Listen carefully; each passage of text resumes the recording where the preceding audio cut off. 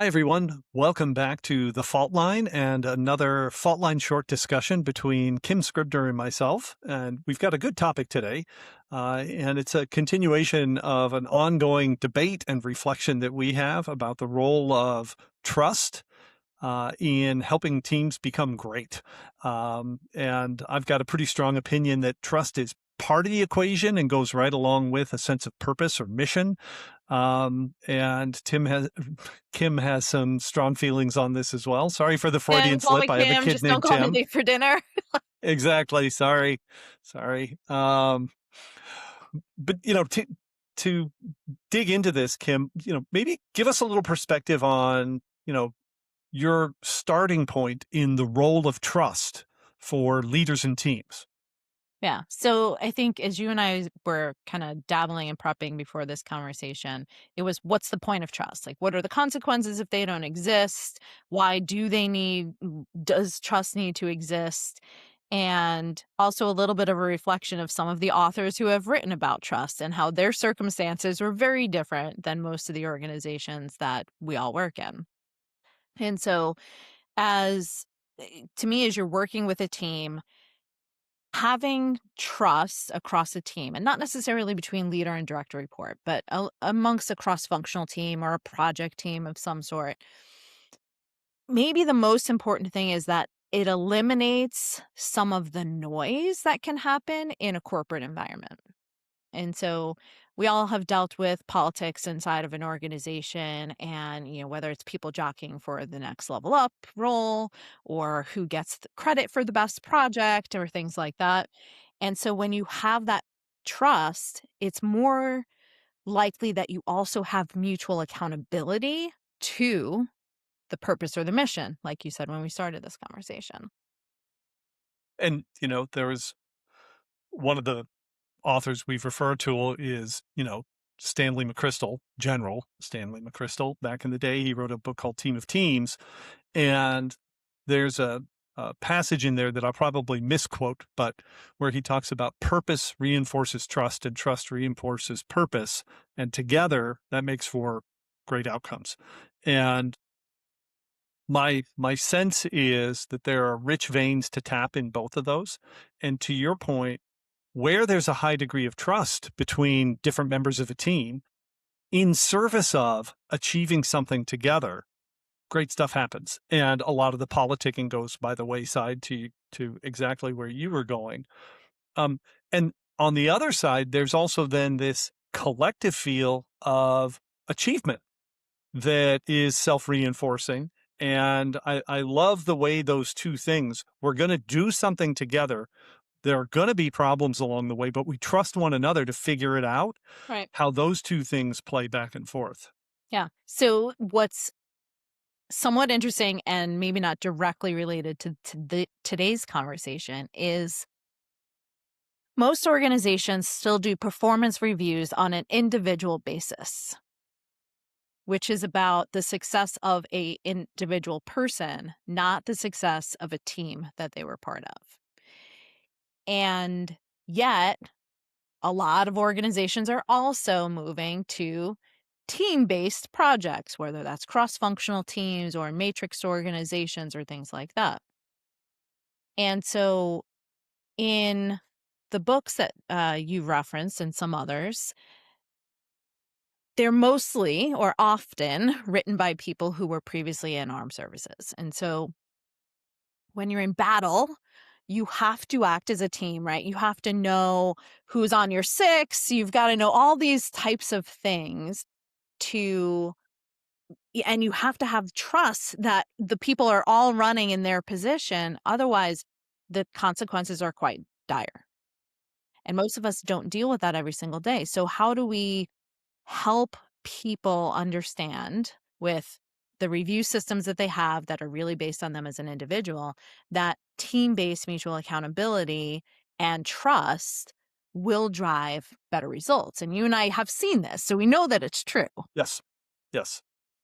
It's an interesting, you raised a whole bunch of different variables or attributes there that I think are worth calling out. In a very predictable environment with little change and little disruption, command and control, being directive and repetitive, can be successful. I think where many of the military thinkers got to was the nature of combat has shifted, right? So back in the day, there were military organizations and they lined up in a certain way and they marched in and they fought in a certain way. And it was as brutal as anything that we have today, but there was sort of a sense of these are the rules and this is how we do it.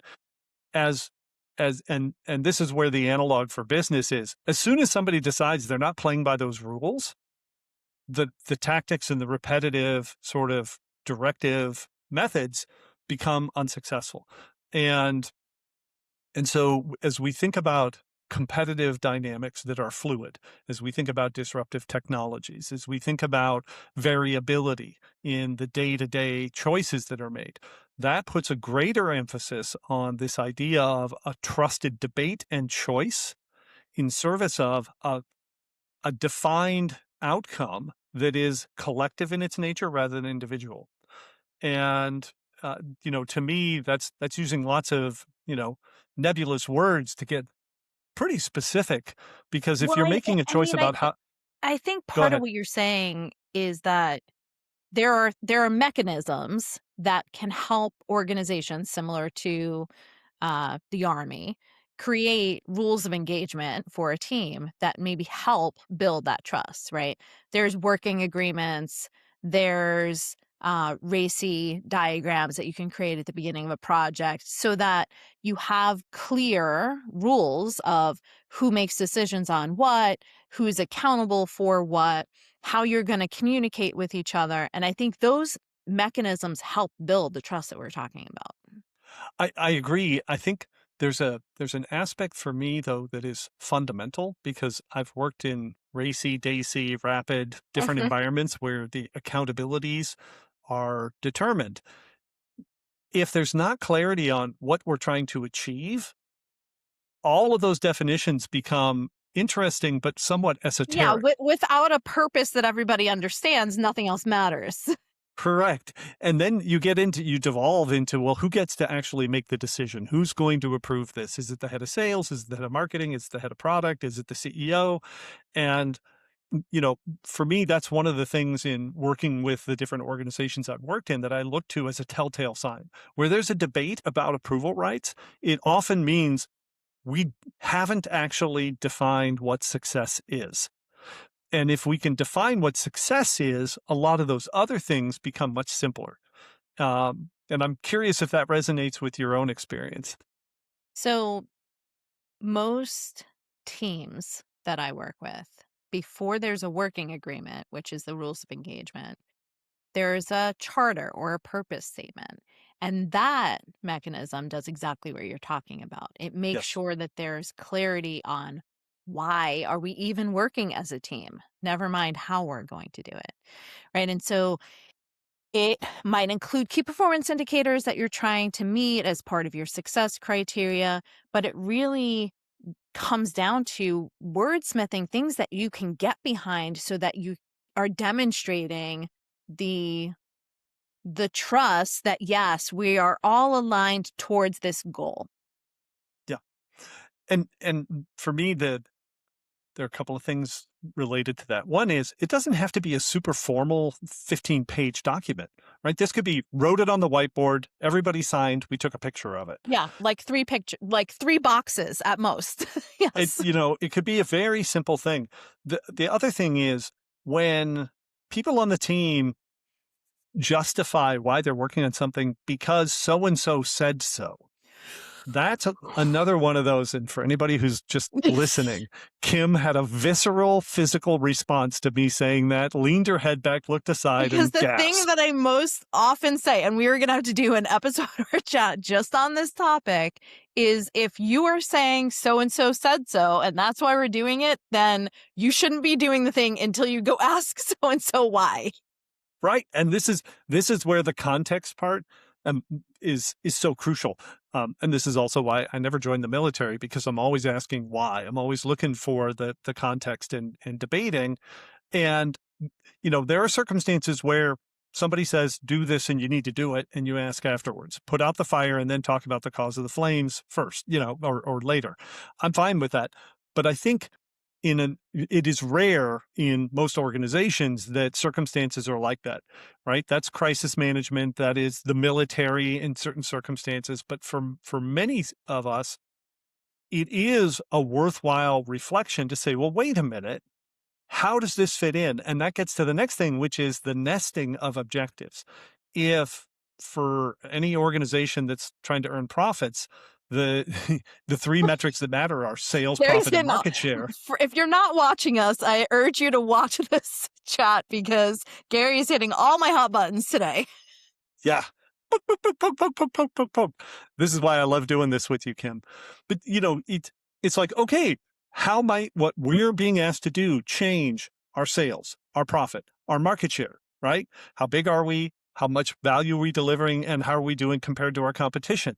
If we can't ladder things into some of those or making a difference in the world or providing, could be we're going to provide clean water to people who don't have it. It could be we're going to deliver great health care, right? There's a whole bunch of different ways to contextualize the top level mission of the organization, but then cascade it reasonably into, so how does this build the next step of success? And if those questions aren't being asked, then whoo, we got some issues. We got opportunity. And for coaches like us, that's where the fun begins, because we'll actually play that back and say, hey, listen, this is your aspiration. This is the behavior we're observing. How are we going to get those aligned? Mhm. I did it just last week on one of the hot buttons you just hit, where somebody who was leading a team said, "We're doing this because Mary and John said we should." And immediately after the meeting, I said, "How do you think the team heard that from you? You're supposed to be leading them, and you said somebody else said to do something." So alignment to the purpose, I hope builds the trust that we were talking about at the beginning of this, right? So if you can start the conversation as a team, as a project team, what have you, with agreement on the purpose, you'll better be able to hold each other accountable when you are either doing things that aren't aligned with the purpose and you tell each other to stop, or making sure that you're hitting the targets and holding each other accountable. Yeah. And for, everybody out there who's listening, my encouragement is to reflect on this, right? Because a lot of this feels on the surface of it pretty self-evident. Oh yeah, oh yeah, oh yeah. The devil in the details comes back to, so how are we acting? What's my behavior as a leader? How am I granting trust to my teammates? How am I clarifying the purpose that has brought us together to work collectively so that we can make good decisions that move us forward rather than distract us from that journey?